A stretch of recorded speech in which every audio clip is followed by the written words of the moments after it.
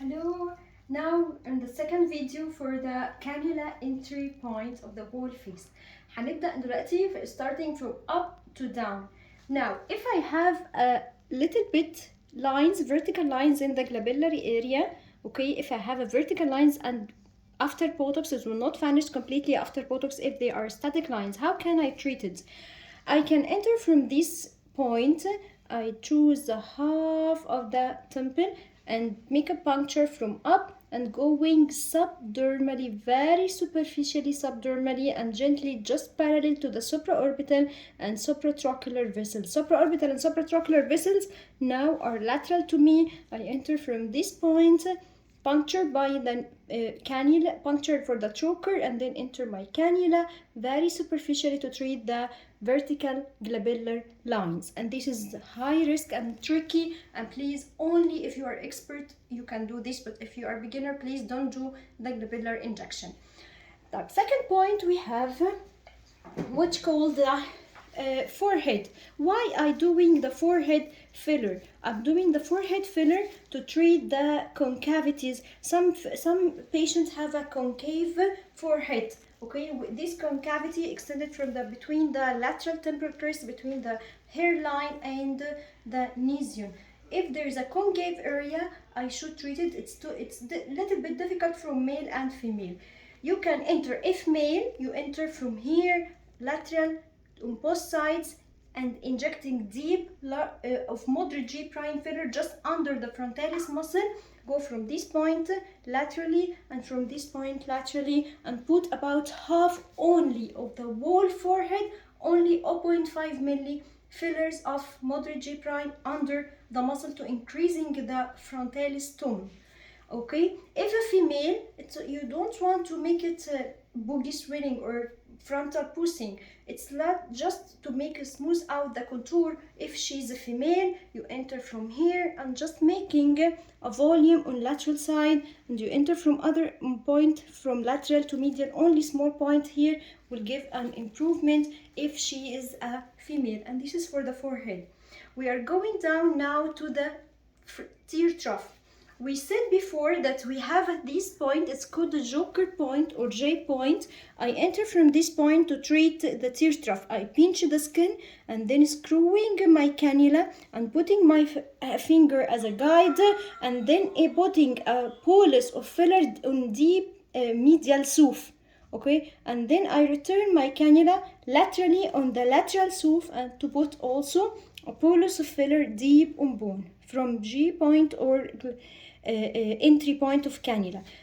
Sometimes in some patients we have a fibrosed or adherent tear trough ligament. Okay, tear trough ligament are fibrosed or adherent under the skin. I have to make it a little subcision by cannula and then put a small amount of filler just on it, and also entering from this point. But now I pull the skin and sliding my cannula until I reaching the inner canthus and put just little bit forward, backward movement without any injection, and then put my fingers and inject linear retrograde and stop at the mid-pupillary line. Never ever inject superficially under eye, only if and lateral to the mid-pupillary line. All injection superficially medial to the mid-pupillary line at the tear trough ligament fibrosis. Also from this point I can pinch the skin, and the treatment, yes, this area is called deep medial cheek fat. From this area, lateral cheek fats and the zygomatic prominence or zygomatic eminence for cheek apex. Okay, and also from this point I can lift the skin and put my filler the perpendicular by angle 90. I changing the cannula angle into 90 degree and put it here in the piriform space. Okay, what about the nasolabial line? Okay, what about the nasolabial line? We divide the nasolabial line into upper 1/3 and lower 2/3. Upper 1/3 is area called the piriform space or premaxillary space, and the lower 2/3 it's actual nasolabial line. If it's static, I have to go directly in it and making filler injections. If it's dynamic, it's little bit enough to make a lateral volume lift. In the zygomatic arch, zygomatic eminence, deep medial cheek fats, it will give a correction for the indirect dynamic nasolabial. But static nasolabial, I have to put filler directly on it. Let's see. Here is the joker point, the last point from the nasolabial here. Sorry. Okay. Here I enter, okay, by cannula and lifted the tissue and put exactly deep on bone piriform space.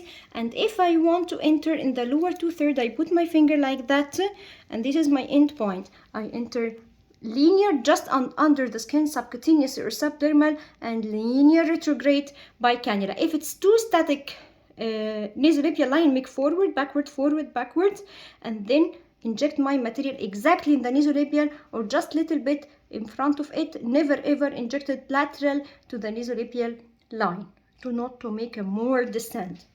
Now we are finishing this point. Last two areas I will talk about here, the chin area and the mandibular area.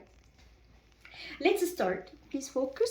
Here I have the labiomental area, labiomental crease, and now I have a chin and the mandibular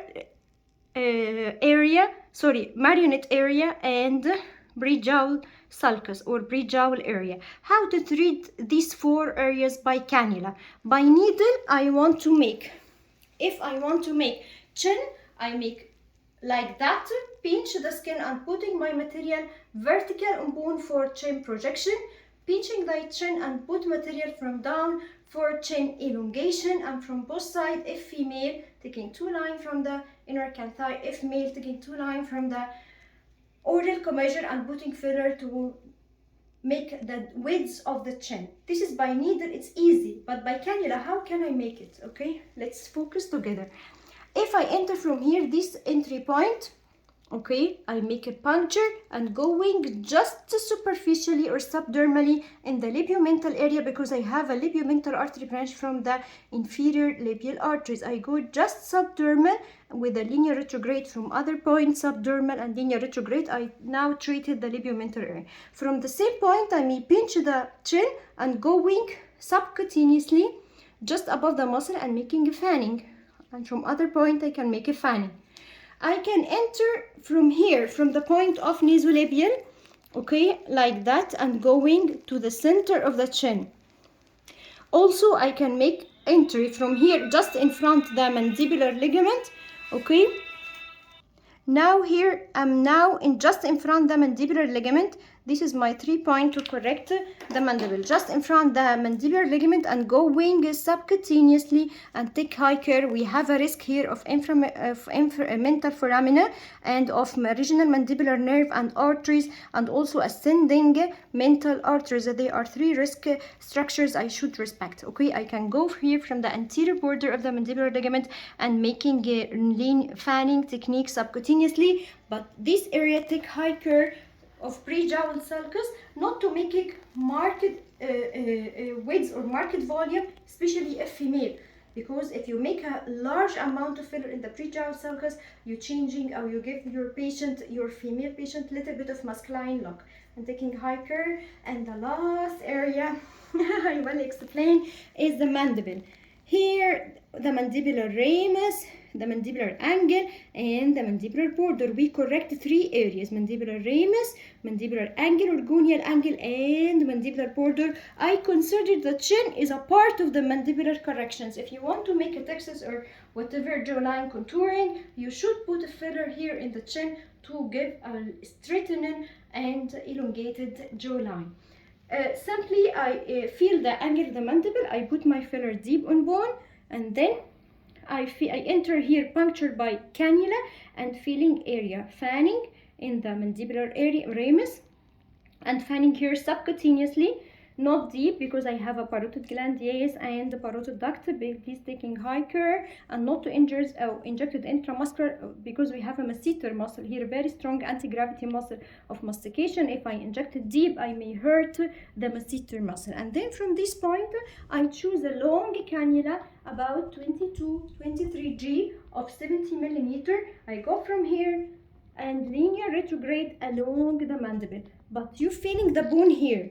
I not injecting exactly in the bone, I inject about half millimeter just above the bone to treat the mandible and giving a little bit elongation. If you want a more elongated and projected mandible, and this done in only in male, let's do a little bit trick I will say to you. You feel the bone and put a bolus just behind the bone. You feel the gonial angle bone and make a bolus, or starting a point lateral and starting from the point lateral to the gonial angle. And also you feel the anterior border of masseter. Ask the patient to clenching teeth and feel the anterior border of masseter and going from here to feel the all pre-masseteric space. And now we finished the cannula entry point. Let's revise it in the next video, inshallah. Bye bye.